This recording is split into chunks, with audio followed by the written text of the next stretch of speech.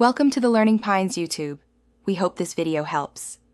You start by validating prerequisites and taking immediate action. You must gather context first. Use Azure CLI to log in, verify resource group and VM names, and confirm your account has contributor or owner rights. Once done, turn on diagnostics and collect latch error codes, timestamps, and correlated events. This gives you a precise failure signal. Make sure to export logs to storage or log analytics so you can replay the sequence. This avoids guessing and speeds targeted fixes.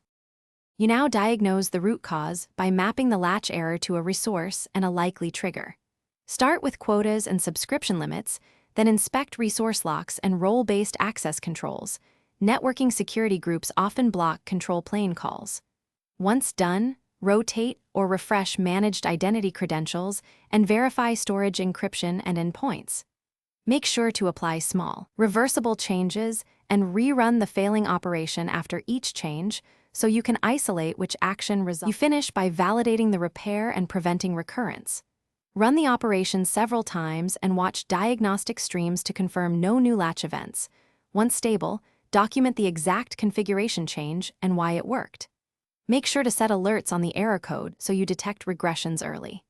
If you still see the latch, roll back recent changes and escalate to Azure support.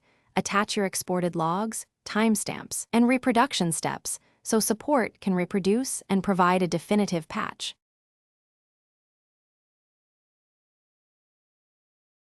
Thanks for watching. Consider subscribing if we helped you.